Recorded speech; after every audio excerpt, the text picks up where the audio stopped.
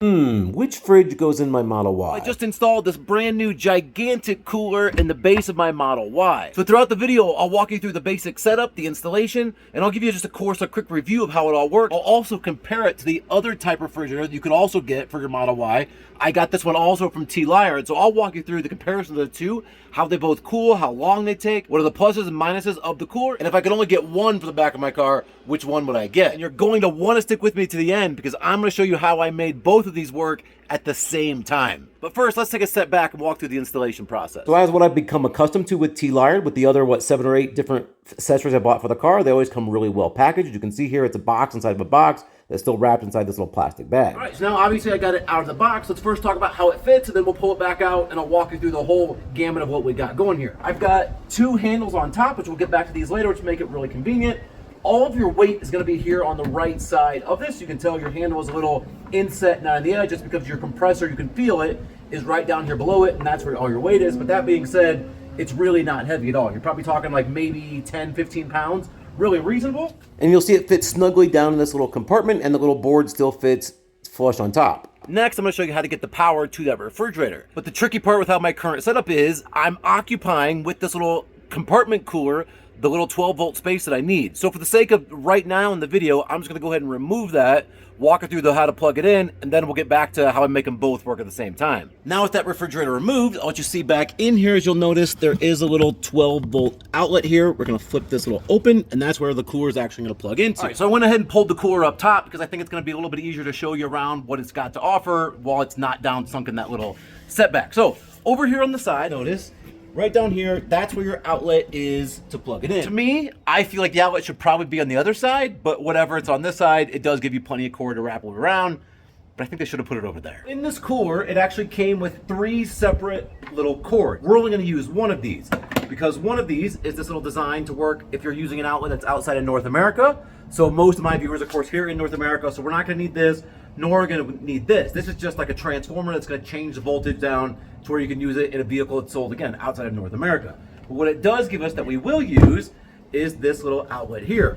One side here is going to plug into the cooler itself, and the other end, of course, is this little 12-volt, what I used to call a cigarette lighter adapter. It's going to plug into the vehicle over here. So this is going to plug in just as simple as it sounds. Plug one end into the cooler, the other end into this little 12-volt adapter. Then I'll show you the real quick inside of the cooler. It's got some little LED light, which is nice. It's a big, simple, empty container with a magnetic locking latch, so it's going to stay shut securely and keep your stuff cold. But another cool thing about this refrigerator is it does have an app that goes with it. So I'll walk you through how to get it, how to download it, and how to use it. But then I'll give you one distinction why this app that goes with this refrigerator is even better than the one that went with that little compartment refrigerator. In my opinion, it's actually going to be much easier to change some of the settings, including the Celsius, Fahrenheit, but also, of course, the temperature setting from the app. But first, let me show you how to do it from the cooler itself. You're going to want to hold this little settings button down, this little gear icon, until eventually you'll see that little Celsius, that C on the right starts blinking. Then if you just hit either the up or down arrow, it switches it over to where it's in the Fahrenheit setting. And then on a similar vein, you'll just hit that setting button one time to be able to change the actual temperature set point. So you can see here it goes down to -8, and once you have your temperature set, you hit that setting button again. Okay, now as soon as I got that set point below the actual temperature it was, so immediately I put on anything, I could hear barely. In fact, I was actually worried for a second it wasn't running, and I got my ear close so I could hear that I can actually hear it discharging air out of this vent. Let me get you close to show you just how actually quiet this is. And so if you tell me you couldn't hear anything here, well, I think that's probably the point. And it's out here right by my ear, and I can barely hear it. If it's down below underneath this little platform, you'll never hear it while you're running. Okay, so now I'm going to talk briefly about connecting the Bluetooth, which is really valuable, so you'll want to get this. It actually comes with a little pamphlet like this. This app is actually downloaded through the Play Store. How that's different than the fridge I have over here in this little compartment was it also had an app, and it worked really well, but that app wasn't through the Play Store. It was through like a browser. So anytime I had to access it, I had to go back through and find that little thing, and I saved the link, and eventually ended up saving the page, which again, it works actually really nice, but it's a kind of a pain in the neck to get to. So it's so much easier for me personally, an Android user, to be able to get it through the Play Store. I'll show you exactly what that looks like, all the way down to scanning the QR code and all the adjustments you can make through the app itself. Okay, so here's that little pamphlet. Again, you kind of zoom in on that QR code. You can just click it, it opens up. You can choose whether you're iOS or Android in or out of North America. It's just going to come up like any other app, but you're going to download and install. It's going to pop up, of course, give it some permissions, and that's you're going to see the little name of my cooler pop up. Once you find it, right away you can adjust the temperature from this home screen, up or down, what you actually want your cooler to be. And then I'll show you how I can change the Fahrenheit and Celsius from this point. I can also rename the fridge, which is going to make it easier to find on a Bluetooth search here in the future. So again, I've named it June's Fridge. So I backed out, kind of come back in. Now you can see there it's labeled. Okay, so now that I've got it in the car and it's cooling, let's see if we can add this little side compartment refrigerator back in before we can do the comparison. Okay, so here's some of the challenges I had to overcome. First of all, there's only one outlet that we mentioned before, that little 12-volt outlet lighter that's way down here inside the part of this trunk. First thing I have to do is I have to find a way to split that into two. Now here's where another challenge came in. I'm not gonna walk you through the installation and the setup of this little compartment fridge because I did that in another video. If you want to see that, I'll make sure to leave that link down in the description below. If you didn't see that, it has a cord on it, but that cord is really short. It's only about 4 or 5 inches long. And the back side of that cord, which you'll see here, is really flush, so it could fit in and it wasn't taking up any extra space in that compartment, so the fridge could still slide in and fill that entire space. That led me to a couple challenges. One, I had to find a way to split that, but there was really no feasible way I could split it right there and still get it around because there wasn't really a whole lot of room because of A, the compartment limitations I had, but also because of B, the cord on this thing was so short, which again, it's good that it was short because it made it really easy to work with and it wasn't an extra cord to try to work around. The challenge is now trying to get both of these. So that took me to the conclusion that I knew I was gonna have to get back in behind this fridge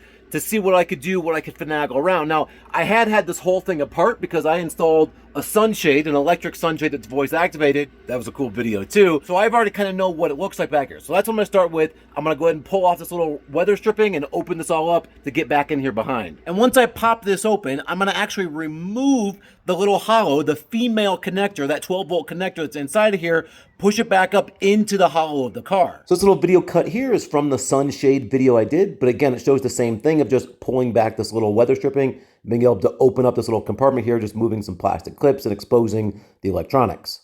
Okay, so I've got the car pulled open here now, so you can see there's that little outlet. So I'm gonna take this little screwdriver tip and just push on some little clip points. Once I loosen it, you can see I can pull it through. Then I'm gonna undo the wiring and just pull it from the inside back through to the middle. So now that I've totally pulled this out, I popped it back through as you just saw there. Now I have this to go off of. The first thing I have to do is I have to split this. And that's where the first of these 3 parts I bought on Amazon comes into place. So this is what I have here, exactly what it looks like. It actually has an off and an on button on it.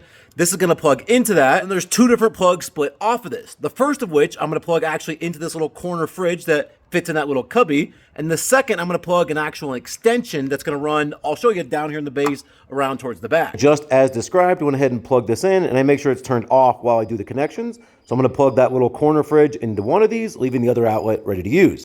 Now that I've got this compartment split into 2, the little mini fridge is plugged into 1, now I have to plug the other fridge into that. But that leads me to another problem I need to solve. I want to be able to remove this at any time, because again, I'm not gonna carry this in my vehicle all the time, and I'll get into this later. It's so easy to take out that it's almost semi-portable, but I'm not gonna be able to pull it out if I make all my connections back in here behind here. So I'll never remove this little mini fridge. This is gonna stay in there forever. So I want that connection to fully be behind this panel. But in order to make this one removable, I need to put basically an extension. I'll show you here. I'm gonna fish it down through in back here to where I can actually plug in this giant fridge back in the back and not ever have to take this compartment all open again. All right, so this here is the extension I'll use. I got it on Amazon. I'll leave the link to this down in the description below if you're interested. So just as described, this plugs in really nicely to that other half of that splitter. Then I'm just gonna tuck it into that little compartment before I start opening up the rest. So this little edge piece, little corner piece, and then this little piece along the side, all pull up with just some little plastic clips, and you can fish that wire back in between and then just nail it all back down to where it came from really easily. By design, I stationed these 2 little parts to put in here really strategically in there so I could see the little red power light to let me know if it was on. That way, if I had a problem in the future, I'd be able to troubleshoot it easier. Let me show you what I mean. Okay, so I've got most of this snapped back into place. I'll, of course, add that weather stripping back here in a minute, but as you peek through here, you can kind of see that glowing light. So I know if that power is glowing, I have power to the splitter, and I can see if that light's on, I have power to the extension. So that really helps me narrow things down. All right, so I could just straight plug in the fridge to that little extension here, but to make it a little bit easier and actually give me more flexibility for the future, I picked up another little thing here on Amazon. What this is, just what it looks like, it's a splitter, and it also has a little built-in fuse. And the benefit of having that little fuse in there, that's just a little auto fuse, is it's gonna potentially keep this fridge from over amping what this little circuit in the car can actually handle, because again, I am hooking 2 fridges up in there, and this is going to pull the more power of the 2, and I'm confident I'm going to be able to pull this fridge and this fridge power at the same time. I've been doing it now here while I'm working for the last 15 minutes or so, but nonetheless, it still does give me a little level of protection. In addition to the 12-volt USB, there's actual Type-C, and then even more USBs here on the side. And then one other thing I did was I actually added some Velcro backing to this, and so you can see there, those little lights want to be able to turn off and on. So I'll put the backing here on the bottom side here. And then you can actually see this little light here lets you know that it's actually plugged in addition to these lights being on, but then they can power off and on to pass power through those little outlets or not. Because I have this Velcro, I'm just gonna stick it here on the bottom side of this little board there, which is kind of cool because I can actually lift this up and then see kind of what's up in there later on. There's all my power. All right, so now it's time to snap that little side compartment back into the wall and then put this little weather stripping back on to hold it all together, and then go ahead and put the fridge back down into the compartment. Right, so as part of the comparison of these 2 refrigerators, I've just plugged them both in just now. They've been setting all day long. Right now, for reference, it's 95 degrees here in Denver, Colorado. And I'm gonna bottom both of these out to the low setting to see how cold they get and how long it takes them to get to their set cool points. And before we get to that review, and while we're waiting to our 2 refrigerators to reach set points, I want to show you that this board still does fit back into its original space, and everything still fits as it should, and you still have a little extra storage. All right, so now that we got them both in and we know they both look good, let me give you that comparison I've built up to you now. So of course they're both refrigerators, but I kind of feel like they're both for totally different uses. So just from a space perspective, obviously the one in that little compartment up there takes up the least amount of space and really takes advantage of that compartment that's always like semi-useless space. However, this larger one, it also fits really snug in this space, but I find this to be more space that's useful to me on a daily basis. So again, I mentioned I'm going to probably pull this out and only put it in the car for special occasions, whereas the one over there in the corner, I'm going to leave this guy in all the time. And while I don't know why you'd want to remove that, I think I would just leave that in forever. I did mention there's times I want to get this out, and the way I routed this, and even if you don't have this little one, if it just straight plugged in, it'd be really easy to get this out. In fact, because it has those 2 little handles, it's actually designed to pull out, whereas this one is definitely designed to stay in the car indefinitely. And on that subject, because this is easier to take out, it'd be much easier to take in some kind of like camping or picnic type setting, because you could literally put whatever, ice, anything cold in here. Again, we've established this gets well below freezing, so you could use it as literally a freezer. This can pull out and take with you wherever you want to go, but keeping in mind, it does have a little bit of weight, that 10, 12 pound range, plus whatever you add into it.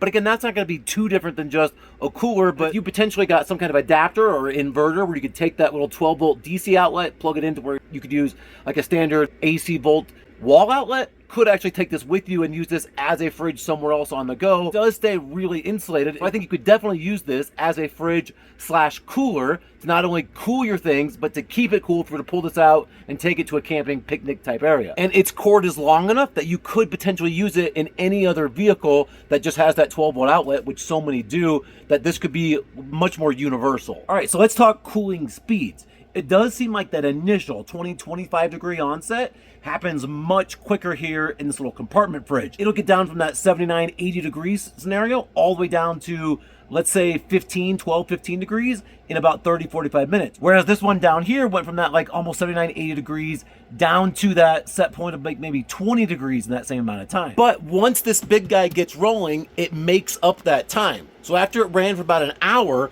these both reached that similar like 9-10 degrees in that same amount of time, so it caught up. And that leads me to the next difference. So this big guy here is definitely designed as more of like a cooler slash even freezer. The actual set point on this goes down to -8 degrees Fahrenheit, whereas the set point on this only goes down to about 8 degrees Fahrenheit. They both have a low setting, so if I turn this on its low setting, it will get very cold. It'll get down to, as you can see right now, it's sitting at 5 degrees. Whereas the set point on this guy gets down to -8. So it's designed to be much more of a actual freezer in addition to being a cooler. Let's talk about downsides. I have not found a way to keep either one of these, because again, I'm using the same outlet to run while the car goes to sleep. I even tried putting it in pet mode. That maintains the temperature of the car, but it doesn't keep these outlets on. Model Y, the Juniper, I don't have an on-screen setting to be able to make this outlet stay on all the time. The car has to be in awake mode for either of these to work, so as long as you're traveling or driving, it totally works. I'm wishing there was a way to keep this running even when I wasn't looking at it. So if any of you know a solution that I'm not thinking, let me know. Let's talk about setup and install. This one over here in the corner, although it was a really easy install, to me it put together nice. I have had a few people online reach out and just say they had a little trouble putting theirs together, and I think it's just A little tricky maybe to get it all to snap in place. Mine was pretty easy, but I even had multiple people comment saying little suggestions about reaching from the inside out and putting it in.